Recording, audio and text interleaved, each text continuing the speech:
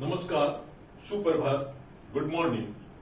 क्या आप जानते हैं एलिक्जर ऑफ लाइफ क्या है? क्या आप जानते हैं ब्लू गोल्ड किसे कहते हैं? और जीवन का द्रव्य यानी फ्लूइड ऑफ लाइफ क्या है? जी, मैं बात कर रहा हूं जल की। आज अपन प्रॉपर्टीज ऑफ वाटर के बारे में जानने का प्रयास करेंगे। जल को रासायनिक रूप से H2O लिखते हैं, यानी 2 हाइड्रोजन आयन और 1 ऑक्सीजन आयन मिलकर जल का निर्माण करते हैं। हाइड्रोजन आयन पॉजिटिवली चार्ज को दर्शाते हैं और ऑक्सीजन पे नेगेटिवली चार्ज होता है। इसके कारण ये एक पोलर नेचर का यौगिक है और ये पोलर नेचर जो इसकी जल की है, ये इसे कुछ विशेष बनाती है। और इसमें दूसरी विशेषता है कि इसमें हाइड्रोजन बॉन्ड पाए जाते हैं। ऑक्सीजन और हाइड्रोजन के बीच में जो टूटे हुए पंक्ति के रूप में रचनाएं दिखाई गई है, ये हाइड्रोजन बॉन्ड को प्रदर्शित करती है। और हाइड्रोजन बॉन्ड के कारण जल है वो स्टिकी यानी चिपचिपा होता है।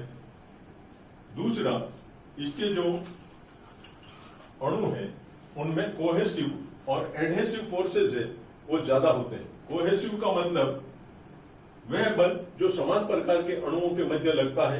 एडहेसिव का मतलब वह बल जो 2 असमान प्रकार के अणुओं के मध्य लगता है। जैसे जल का जड़ों के द्वारा अवशोषण और उसके पौधे को विभिन्न भागों तक पहुंचाने का काम है, वो जल और पौधे की कोशिकाओं की दीवारों के मध्य लगने वाले एडहेसिव फोर्सेज के कारण संपन्न होता है।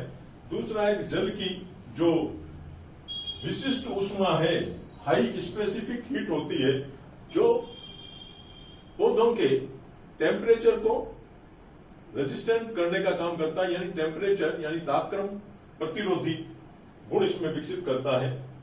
और जल का जो बॉइलिंग पॉइंट है वो भी उच्च होता है, यानी 100 डिग्री सेंटीग्रेड पे जल है वो वाष्प में परिवर्तित होता है।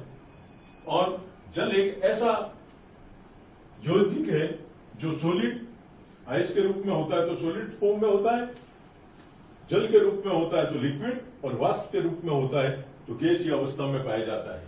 सबसे महत्वपूर्ण बात है पादपों में कि it is principal component of protoplasm, यानी जीव द्रव्य का ये मुख्य घटक है।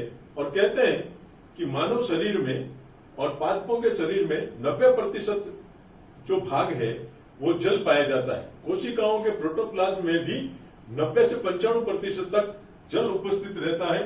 कुछ ऐसी अवस्थाएं होती है जैसे डोरमेंट सीड है और वृद्धिशील कलिकाएं हैं, उनमें जल की मात्रा 10% या इससे भी कम होती है। तो जल के इन गुणों के आधार पर, इन प्रॉपर्टीज के आधार पर इसके कई ऐसे कार्य हैं जो विशिष्ट होते हैं।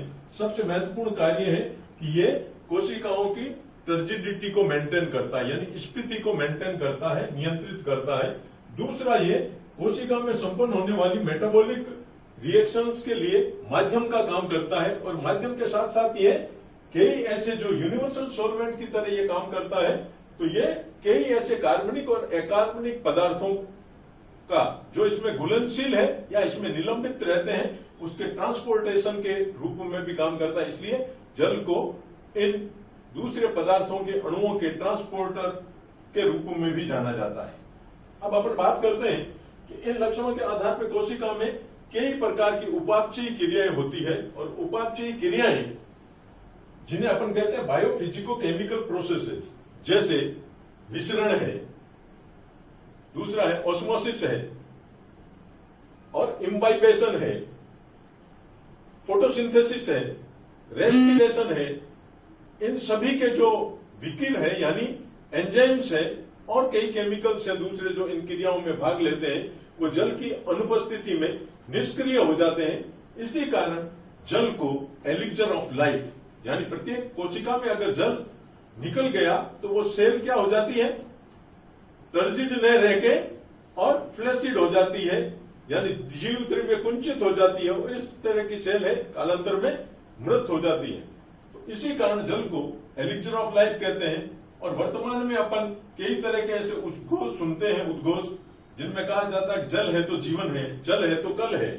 क्योंकि जो पृथ्वी पे जो जल है अबंडेंट अमाउंट में है, लेकिन उसके अनियंत्रित दोहन के कारण उसमें कमी आ रही, तो उसको भी अपने को बचाना है। और क्योंकि कोशिकाओं में यह मुख्य घटक के रूप में रहता है, कई तरह की जैव रासायनिक अभिक्रियाओं को नियंत्रित करता है, इस कारण इसका अध्ययन भी करना है। आज मैंने जल की कुछ विशिष्ट प्रॉपर्टीज के बारे में बताया। आगे आने वाले व्याख्यानों में मैं जल के द्वारा कोशिकाओं में संपन्न होने वाली विभिन्न अभिक्रियाओं जैसे विसरण है और प्लाज्मोलाइसिस है, इनको समझाने का प्रयास करूंगा। तब तक के लिए घर में रहिए, पढ़ते रहिए। जय हिंद।